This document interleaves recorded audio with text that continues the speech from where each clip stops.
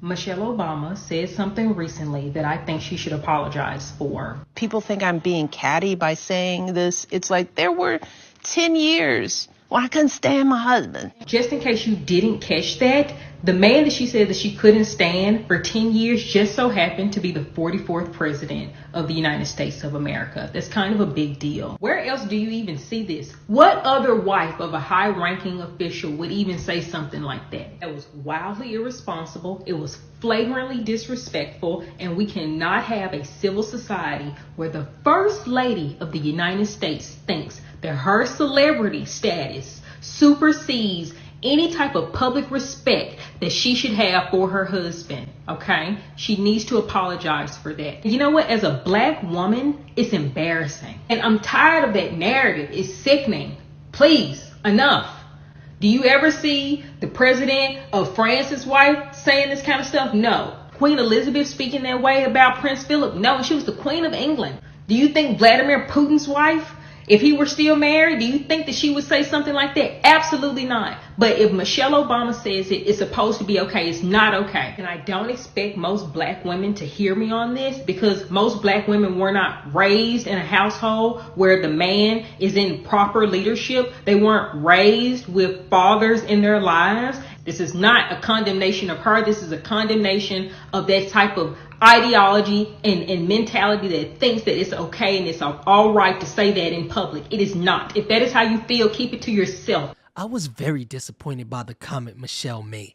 No one has a perfect life, whether they're single or in a relationship, so certain things are better off being kept off the internet, because most women would deal with 10 years of stress to one day say they were married to the president of the United States. It's that simple. There are certain things that you don't let out of the house when you are a married person. You're the First Lady of the United States. She knows this.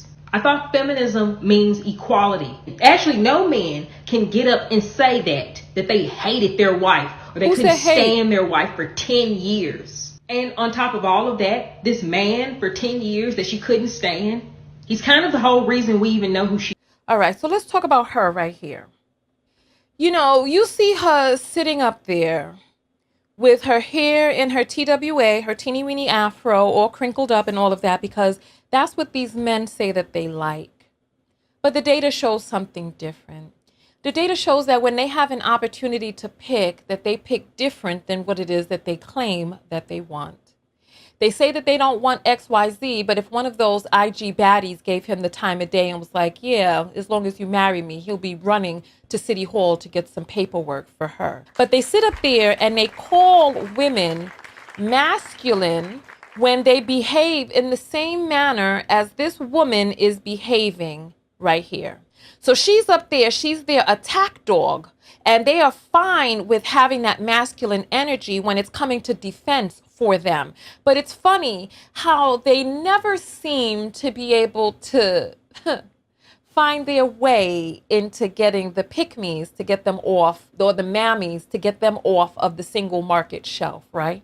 They have all of these different requirements and all of this different needs and love and lust for them to be able to be on the attack. Who's calling her masculine for this behavior? Michelle Obama, you need to apologize. If she was talking about them, they would be calling her masculine. But this same, and first of all, this is not masculine energy. You know, there are many different variations of feminine energy that range from the feminine energy that creates flowers to the type that creates tornadoes and rips your house out the ground. There's a feminine energy that exists with, you know, babying a person, as well as the feminine energy that exists with protecting that baby and taking a life for that child which you're protecting if you need to, if need be. So there's a wide range, and far too many of us are looking at Leave It to Beaver and all these 1950s shows and trying to go back to a simpler time, because so many of us are acting so regressive. We're acting like we're not in 2023, and if those 1950 days aren't over because Black people didn't really get a chance to participate in those days. Like, I mean, first of all, Black women have always worked. We didn't have those across the board leave it to beaver days. We came off the plantation working, and then as quiet as kept, we were being put to work by the pimps outside of the plantation. Listen, you're not ready for that conversation. You ain't ready for that conversation. But let's get back to her. Michelle Obama, the Obamas in and of themselves were a different type of family. First of all, he was the first biracial president that we had had. He was the first president of color. They were the youngest family to be in the White House, so much so that there were rumors of Michelle being pregnant during the term, right? And then they started criticizing him like, oh, how is he going to concentrate on the country? And and they were criticizing him because of these pregnancy rumors. So they were a different type of family. First of all, Black people have a different air to us than other people. We are innovators. We are creators. We set the stage. And she's naming all of these old time crusted white folks and the ways that they used to do things. I know she ain't talking about Vladimir Putin and the man is a known murderer. I don't even know why she brought his name out of her doggone mouth. My face is all scrunched up talking about her. Let me fix my face. All right. So Michelle Obama is innovative. She was a part of a record-breaking union. And we need more of these heart-to-heart conversations. We need more of these real conversations where people just stop with all the airs and all the pomp and circumstance. The royal family is not one to emulate, especially as a Black person and all the blood they got on their damn hands. And to talk about propriety, there's a lot of things that these people have done that we as Black people should not condone nor try to emulate. That's the fact right there. So let's not.